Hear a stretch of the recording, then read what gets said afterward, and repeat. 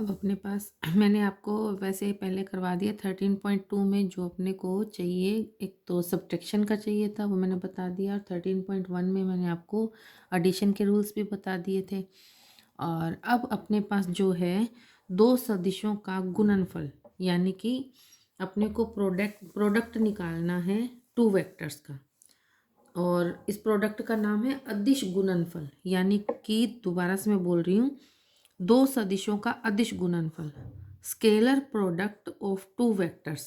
ठीक है, इसे डॉट यानी कि एक डॉट डेसिमल जिसको बोलते हैं उसके द्वारा भी दिखाया जाता है। इसको उस कहते भी यही है, डॉट प्रोडक्ट भी बोला जाता है, अदिश, स्केलर एंड डॉट प्रोडक्ट। ठीक है, इसमें अपने को लेट अपने पास ये वाला एक सदिश है यानी वेक्टर है ए नाम का, इधर अपने पास वेक्टर है बी नाम का।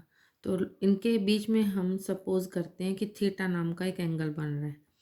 तो ये जो थीटा है ये कहाँ से कहाँ वेरी करेगा, जीरो से लेकर के पाई में, जीरो से बड़ा और पाई से छोटा, यानी कि जीरो और पाई के बीच में इसका मतलब ये चलेगा। ठीक है एंगल। अब अपने पास इसका डॉट प्रोडक्ट कहें तो वो क्या निकलेगा, तो a vector of a dot vector of b, यानी कि ए डॉट बी। इसको लिखेंगे कैसे, इसका आंसर किस में आएगा, modulus of a vector modulus of b vector into cos theta.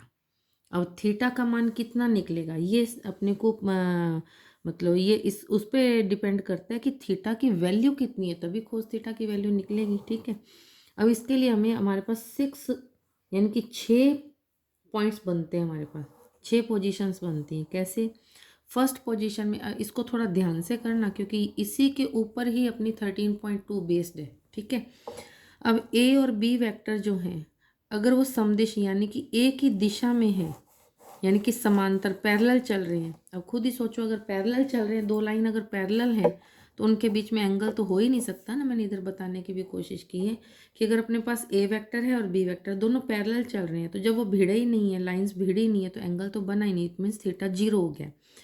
तो इसकी वैल्यू क्या हो जाएगी, थीटा की वैल्यू जीरो, तो कोस जीरो वन होता है, कोस जीरो की वैल्यू वन होती है। तो ए dot b is equal to a b रह जाएगा, कोस जीरो की वैल्यू वन पुट कर दी। ओके, अब आपके पास दूसरा पॉइंट है, इसका दूसरी पोजीशन जो बनती है वो अपने पास कंडीशन में आएगा, ए वेक्टर और बी वेक्टर दोनों विपरीत यानी कि ओपोजिट, पैरेलल तो हैं बट ओपोजिट डायरेक्शन में। जैसे ए वेक्टर तो इधर जा रहा है, दूसरा पैरेलल है बट डायरेक्शन इसकी अपोजिट है। तो थीटा इज इक्वल टू क्या हो जाएगा, पाई, क्योंकि एंगल क्या बन जाएगा, एक इधर जा रहा है एक इधर जा रहा है, तो एंगल क्या हो गया 180 हो गया ना, तो पाई हो गया। कोस पाई की वैल्यू होती है -1।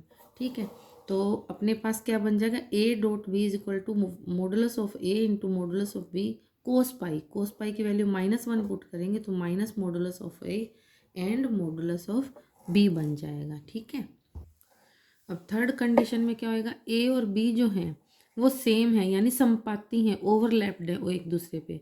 अब ओवरलैप में भी क्या हो जाएगा, मान लो ये लाइन है, इसी लाइन के ऊपर एक लाइन और डाल दी तो एंगल तो जीरो हो जाएगा ना उसका। तो थीटा की वैल्यू जीरो पुट करते कोस जीरो वन, तो इसका वैल्यू भी modulus of a and modulus of b का प्रोडक्ट हो जाएगा, यानी कि गुना करना है। और बात एक कि ये जब एक दूसरे के ऊपर ओवरलैप्ड है, इसका मतलब आप वेक्टर ए को वेक्टर बी कह सकते हो, दोनों सेम है, इक्वल है। तो ए को ए पुट किया तो a vector and dot a vector, तो क्या होगा, ए की स्क्वायर बन जाएगी, मॉडुलस ऑफ ए वेक्टर का स्क्वायर हो जाएगा। ठीक है, अब फोर्थ नंबर पे ए वेक्टर और बी वेक्टर दोनों परपेंडिकुलर हो, परपेंडिकुलर का नाम आते हैं 90 डिग्री आता है सामने, 90 डिग्री है तो वो पाई/2 हो गया, यानी कि कोस पाई/2 की वैल्यू अपने पास जीरो होती है।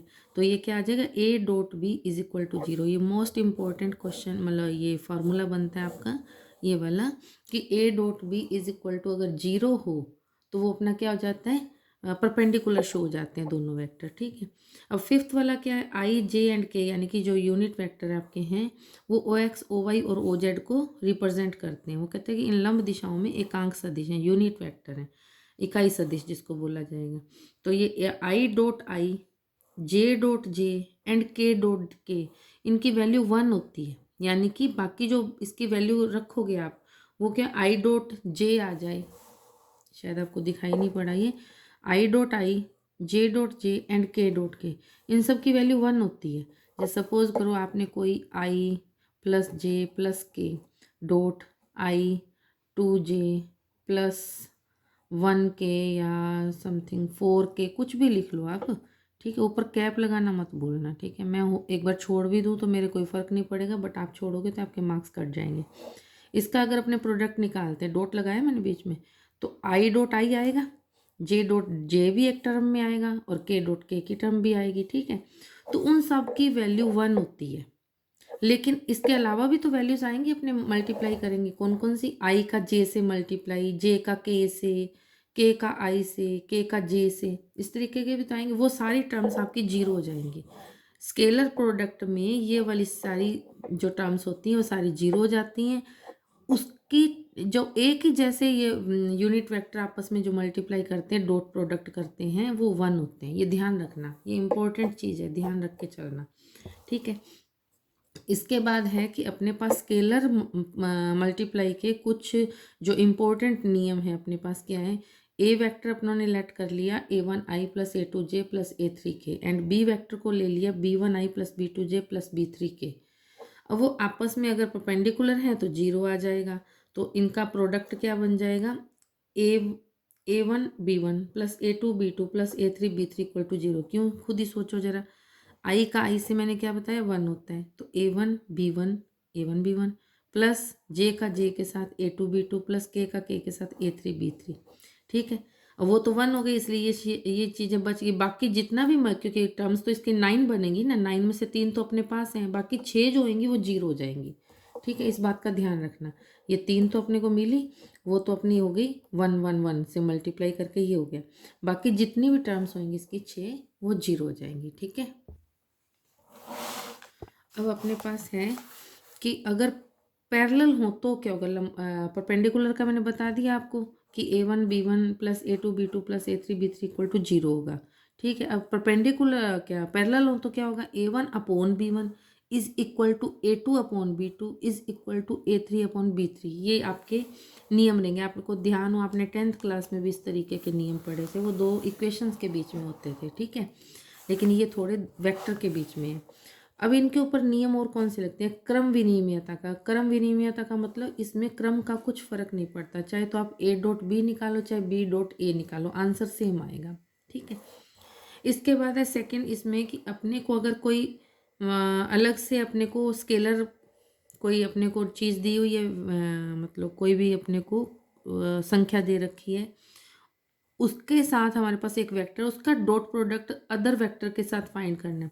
तो इसका मतलब साफ है कि जो डॉट प्रोडक्ट है वो वेक्टर का वेक्टर के साथ होता है, ठीक है। और जो दूसरी अपने पास स्केलर वैल्यू है वो एज इट साथ में लग जाती है। तो चाहे तो आप पहले वाले वेक्टर को पहले नंबर पे रखो, जैसे मैंने यहाँ पे a डॉट बी लिखा है, दूसरी लाइन में मैंने b डॉट ए, तो ये तीनों वैल्यू सेम है। इसमें वही क्रम विनिमयता को लेके चले तो सेम निकलता है, ठीक है। इसके बाद है बंटनता, यानी डिस्ट्रीब्यूटिव लॉ जो होता है।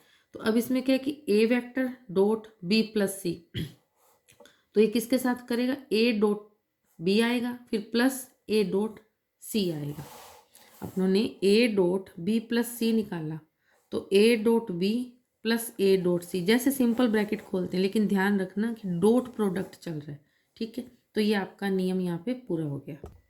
1 घंटा हो गया मम्मी की फ्लाइट चली।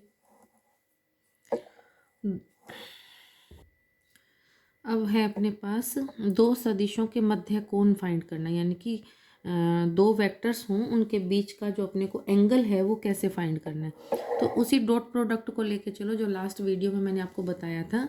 ए dot b is equal to modulus of a modulus of b with cos theta. तो कोस थीटा की वैल्यू फाइंड करनी, तो क्या करोगे? ये मॉडुलस वाली जो दोनों वैल्यूज है डिवाइड में लेके जाएंगे, तो कोस थीटा इधर रखा, a dot b is upon में दोनों का मॉडुलस, तो ये क्या बन जाता है? मैंने आपको डेफिनेशंस में बताया था कि ए कैप बी कैप बन जाता है। तो आप इसको ए कैप बी कैप से भी रिप्रेजेंट कर सकते हो। अब ए कैप और बी कैप बन क्या जाएगा? a1i plus a2j plus a3k dot b1i plus b2j plus b3k। Vector में अपने को शो करके करना है, इसको हल करेंगे। पहले हमने क्या किया? ए डॉट बी, तो ए की वेक्टर की वैल्यू पुट की और बी वेक्टर की वैल्यू पुट की। अब इनका डॉट प्रोडक्ट निकालेंगे, ठीक है।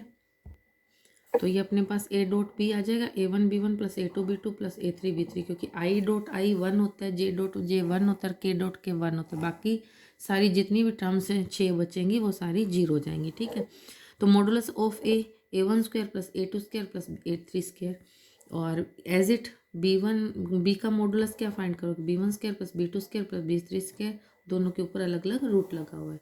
अब इनकी वैल्यू अपने पुट कर दें। Cos theta is equal to क्या था, ए डॉट बी, तो ए डॉट बी की वैल्यू अपने ने फाइंड की है, इनपुट कर दी, डिवाइड में modulus of a into modulus of b, तो दोनों मॉडुलस की वैल्यू पुट कर दी, तो ये अपना कोस थीटा।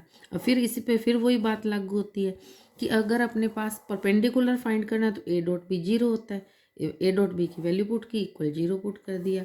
और अगर अपने पास पैरेलल है तो A1/A2 B1/B2 C1/C2 को इक्वल ले लिया। और अगर सदिश वेक्टर ए का वेक्टर बी का वेक्टर ए के सापेक्ष मतलब अकॉर्डिंग अपने को निकालना है, घटक निकालना है, यूनिट वेक्टर फाइंड करना है, तो इसको क्या करोगे, a vector dot b vector upon में ए स्क्वायर इंटू में वेक्टर ऑफ ए। तो अब आगे क्या आ जाएगा इसका, और लंबवत यानी कि परपेंडिकुलर निकालना है इसका, तो बी वेक्टर डॉट में a dot b upon a square into a vector. थोड़ा सा ध्यान से करना है इसको, क्योंकि ये वाले अपने को आगे चाहिए। ये है अपना बी का ए सदिश के दिशा में घटक यानी कि कंपोनेंट जो निकालना है, और ये अपना है परपेंडिकुलर, ये सेम दिशा में है और ये परपेंडिकुलर दिशा में, तो इस बात का ध्यान रख के करना। ठीक है।